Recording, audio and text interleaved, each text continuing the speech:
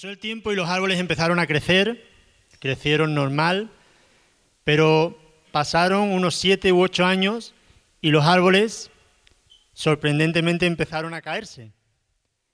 Y es que a pesar de estar en un entorno controlado, no habían tenido en cuenta que los árboles, para crecer, también necesitan el viento en contra, y que los árboles, para crecer, también necesitan las tormentas y el mal tiempo. Cuando un árbol tiene ese viento en contra, sus raíces se extienden hacia adentro y el árbol se fija con más fuerza a la tierra. Y nosotros como creyentes somos iguales. Necesitamos las tormentas de la vida, necesitamos ese viento en contra para de alguna forma buscar más a Dios o estar más cerca de Dios o, como veremos más adelante, despojarnos de cosas que tenemos nosotros y que realmente no son necesarias. Entonces, hoy vamos a estar hablando de viento contrario, el viento en contra, y la palabra que vamos a ver está en el Evangelio de Lucas, capítulo 22, versículo número 31 y 32. Lucas 22, 31 y 32.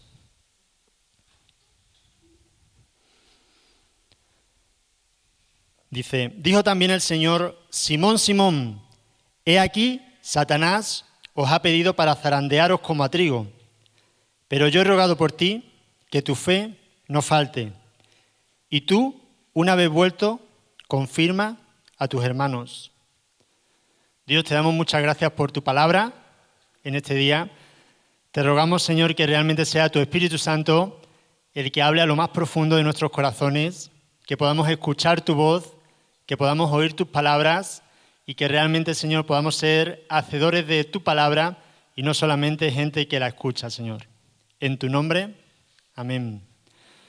Fijaros que empieza diciendo, dijo también el Señor, Simón, Simón.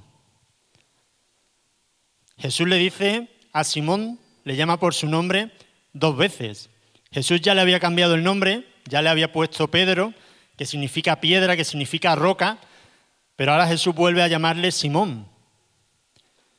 Y Jesús repite su nombre 2 veces, igual que hizo con Marta, cuando le dijo, Marta, Marta, afanada y turbada estás, pero solamente una cosa era necesaria, o igual que hizo con Saulo, cuando Saulo le perseguía, y Jesús le dijo, Saulo, Saulo, ¿por qué le persigues?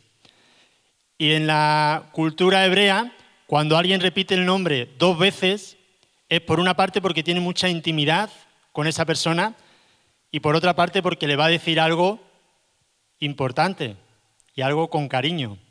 Y yo creo que en esta mañana Dios nos va a decir algo importante y algo con cariño, y me gustaría que la persona que está a tu lado o cerca tuya le pudieras decir 2 veces, llamarla por su nombre. Por ejemplo, Daniel, Daniel.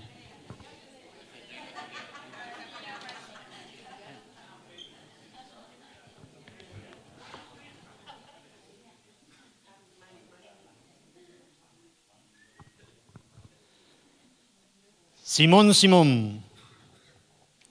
Lo primero que vemos es una petición. Hemos dicho que el título de esta palabra sería viento contrario, y lo primero que vemos es una petición del enemigo de Satanás. Dice Jesús, Satanás os ha pedido para zarandearos como a trigo. Vemos que Satanás tiene que pedir permiso a Dios para zarandear como a trigo a Simón, a Pedro. Entonces vemos que muchas veces se nos olvida que Dios es Dios. Dios no tiene nadie como Él. Dios está por encima de todo, por encima de cualquier criatura. Y vemos que el enemigo, el diablo, es una criatura. Y como tal está tan debajo de Dios que para tocar a un hijo de Dios tiene que pedirle permiso a Dios. Un poco nos recuerda la historia de Job. Si vamos al libro de Job, vemos también cómo de alguna forma Dios habla con el enemigo y es el propio Dios el que comienza, ¿no? Pensamos a veces que fue Satanás el que incitó a Dios a que Job perdiera todo lo que perdió, pero fue Dios el que empezó. Dios le dice al diablo, ¿has considerado a mi siervo Job? No hay como él nadie en toda la tierra. Es Dios el que empieza. Y vemos que Satanás tiene que pedir permiso para tocar a un hijo de Dios. Y aquí Satanás iba a zarandear a Simón, a Pedro, pero antes le tenía que pedir permiso a Dios. ¿Por qué? Porque Dios está por encima de todo y aún el diablo tiene que pedirle permiso. Dice la palabra en Juan 10:10 que el enemigo vino para robar, matar y destruir. No vino para jugar, no vino para entretenerte, vino para robar, matar y destruir. Y realmente son palabras duras, palabras fuertes. Pero en el mismo versículo dice Jesús, pero yo he venido para que tengan vida y vida en abundancia. El enemigo quiere destruirte, no solo a ti, quiere destruir tu familia, quiere destruir tu casa, quiere destruir tu matrimonio, quiere destruirlo todo. El enemigo quiere que te vayas de la iglesia, que te separes, que te aísles, que pienses que estás tú solo, tú sola, que no le importas a nadie. Y lo peor no es lo que el enemigo quiere, lo peor es que a veces le hacemos caso y dejamos que alguna mentira del enemigo o algún dardo del enemigo se nos cuele y poco a poco vamos creyendo su mentira. Pero el enemigo es lo que quiere, destruir tu vida, destruir el propósito que Dios tiene contigo y depende de ti que lo haga o no.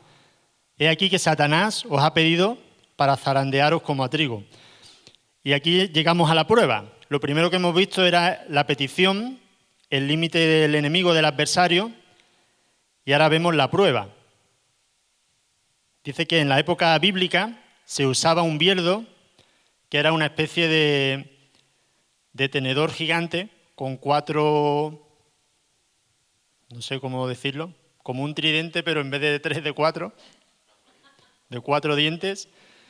Y lo que hacían era echaban hacia arriba el trigo y el trigo se quedaba porque pesaba y la paja y todo lo que no pesaba se echaba a un lado. Entonces cuando Jesús le dice a Pedro, Satanás os ha pedido para zarandearos como a trigo, está hablando de esa prueba. Jesús sabía que el enemigo iba a zarandear a Simón Pedro. Jesús sabía, era la última noche en la tierra de Jesús, había pasado la última cena.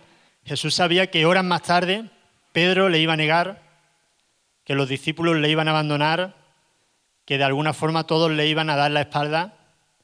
Jesús lo sabía, pero aún así Jesús le dice, Simón, Simón, he aquí Satanás os ha pedido, Satanás os va a probar, y vemos esa prueba. Un poco, vemos que en Mateo capítulo 14, si queréis acompañarme, vemos un episodio también en la vida de Pedro. Mateo capítulo 14, es cuando Jesús anda sobre el mar, es un episodio muy conocido. Dice que Jesús estaba, versículo 22, enseguida Jesús hizo a los discípulos entrar en la barca e ir delante de él a la otra ribera, entre tanto que él despedía a la multitud.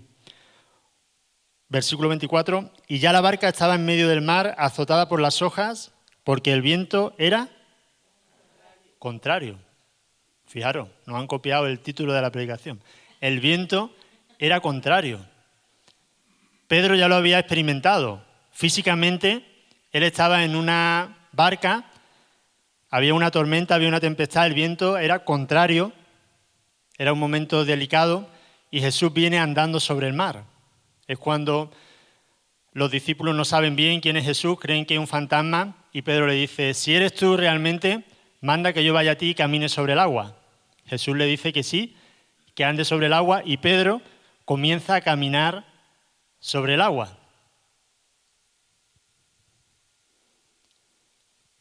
Seguimos leyendo un poco más adelante. Versículo 30.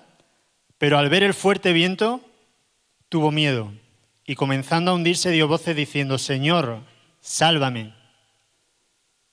Al ver el fuerte viento.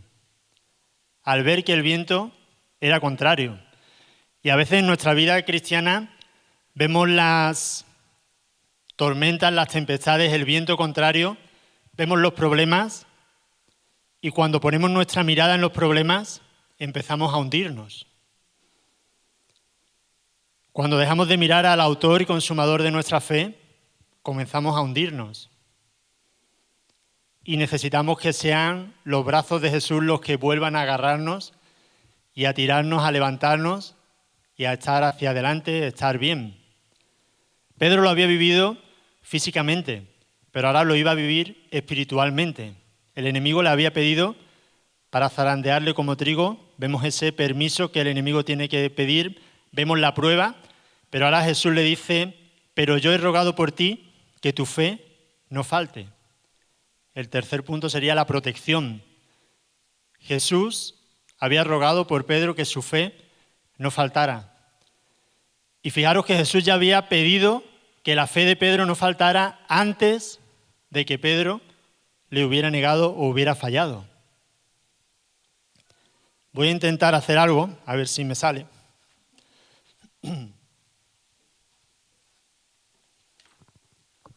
Vale, imagínate que tú eres la pelota de ping-pong, ¿vale?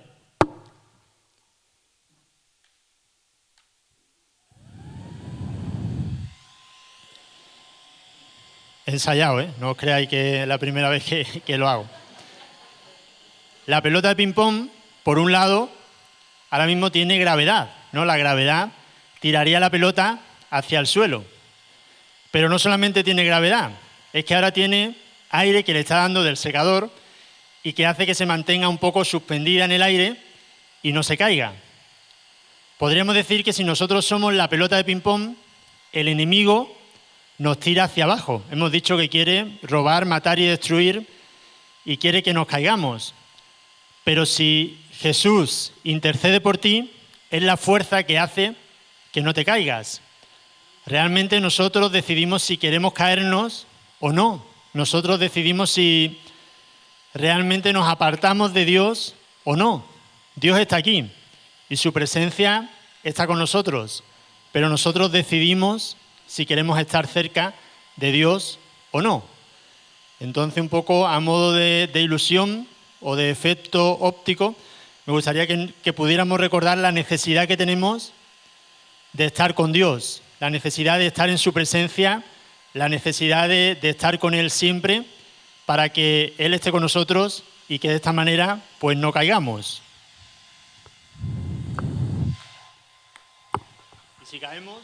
Y si caemos pues nos levantamos y no pasa nada. Ahora sí. Muy bien, pues hemos hablado de la petición, la prueba, la protección. Jesús no evitó el viento, pero garantizó la fe en medio del viento. A veces cuando tenemos problemas, oramos a Dios por los problemas, pero realmente lo malo no son los problemas, lo malo es qué hacemos nosotros con los problemas. Y de alguna forma la Biblia nos enseña que toda prueba tiene un propósito. Hemos hablado del primer punto de la petición, segundo de la prueba, tercero de la protección que Dios nos da y lo cuarto del propósito. Jesús le dice a Pedro, y tú, una vez vuelto, confirma a tus hermanos. Y tú, una vez que has sido restaurado, una vez que has pasado la prueba, confirma a tus hermanos. Esto nos habla de que los vientos contrarios que vienen a nuestra vida, los problemas, las situaciones difíciles, no son para que tengamos un trofeo en nuestra casa de que hemos conseguido sobrevivir a esos problemas, sino realmente son un estímulo y una ayuda para ti saber que hay personas que han pasado por lo mismo que tú y que tú puedes, como decía aquí Jesús a Simón, tú puedes afirmarles. Y realmente es algo que nos lleva a esta dimensión de poder crecer juntos. No puedes crecer junto a alguien que no te conoce, no puedes crecer juntos si no pasas juntos pruebas parecidas y de alguna forma no puedes llegar a entender el sufrimiento de una persona si no has experimentado algo parecido. Y en el cuerpo de Cristo en el multiforme cuerpo de Cristo todos hemos pasado por situaciones difíciles, pero seguro que hay gente que ha pasado por situaciones muy parecidas a la tuya. Hace 2 semanas Giuliani nos hablaba de la resiliencia y de la necesidad que tenemos de ser cristianos resilientes. Y un poco la resiliencia es esa capacidad o virtud que tiene un cuerpo para volver al estado que tenía después de haber sido sometido a una gran prueba o a una situación conflictiva. Hablando de la psicología, podríamos decir que la resiliencia sería una persona que consigue volver a estar bien después de haber pasado un momento muy difícil en su vida. Aquí hay personas muy resilientes, ¿no? Personas que tienen un testimonio como el que hemos escuchado hoy, realmente impresionante de Dios. Quizás si pudiéramos poner una foto, pues a mí me viene Santiago. Yo me meto con él porque es del Madrid, pero realmente le admiramos por lo resiliente que es, la cantidad de operaciones que ha tenido, cómo ha salido adelante siempre, cómo ha seguido luchando y cómo a pesar de todo lo ha superado. Es un ejemplo para nosotros de resiliencia y de los milagros que Dios hace y sigue haciendo. Y realmente si vamos a la Biblia y vemos la resiliencia espiritual, no es que una persona que conoce a Dios y pase un momento difícil vuelva y consiga estar como estaba antes de pasar ese momento difícil. Es que la resiliencia espiritual nos lleva no a estar como estábamos antes, sino a estar mejor. Porque es esa prueba, es ese viento contrario el que ha hecho que podamos crecer.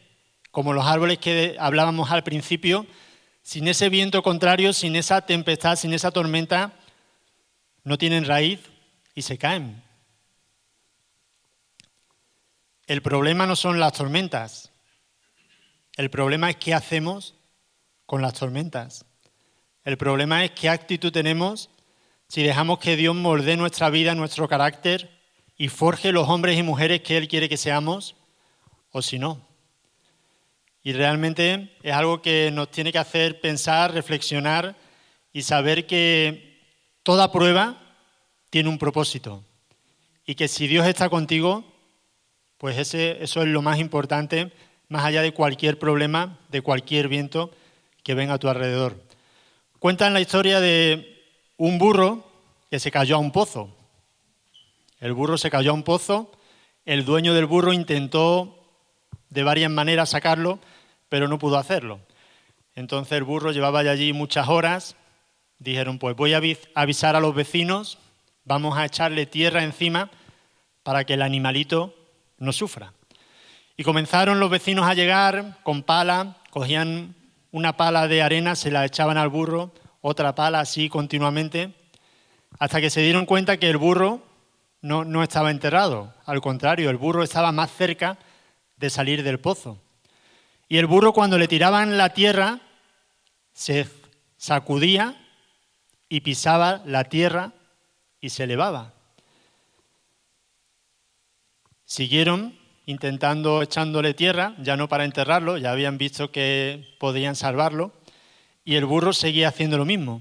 Se sacudía la tierra que la gente le tiraba y la usaba para crecer. Y esto nos habla a nosotros de que como creyentes hay gente que nos va a tirar barro, hay gente que nos va a tirar basura, hay gente que nos va a tirar fango, pero nosotros decidimos si ese fango nos entierra o si nos sacudimos el fango y subimos por encima. Son las tormentas las que hacen que podamos crecer, es el viento en contra el que hace que podamos darnos cuenta que necesitamos a Dios, que somos vulnerables y que realmente si no tenemos a Dios, no tenemos nada. Y me gustaría realmente que pudiéramos meditar en esta palabra, que pudiéramos pensarla, que pudiéramos reflexionar y que pudiéramos saber, por una parte, si Dios está en nuestra vida, si le hemos dado a Él el timón de nuestra vida, y segundo, pues pensar en esas tormentas que estamos enfrentando, que nos rodean, y que no pongamos nuestra mirada en la tormenta, sino en el Dios que está por encima de la tormenta. ¿Qué te parece si ahí donde están nos ponemos de pie?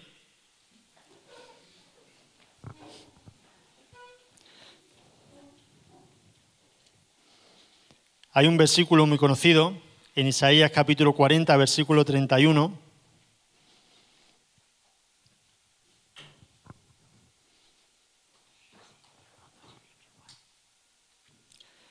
que dice: pero los que esperan a Jehová tendrán nuevas fuerzas, levantarán alas como las águilas, correrán y no se cansarán, caminarán y no se fatigarán.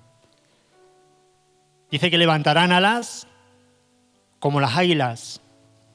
¿Sabéis cómo levantan alas las águilas? Cuando viene una tormenta, el águila no empieza a batir las alas para intentar escapar de la tormenta. Cuando viene una tormenta, el águila despliega sus alas y aprovecha una corriente de aire en contra para subir por encima de esa tormenta.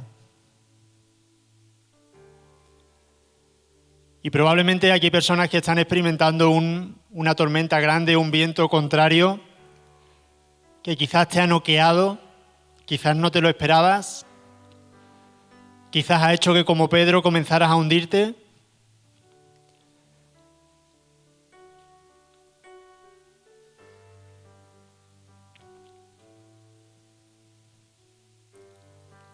Pero Dios está aquí hoy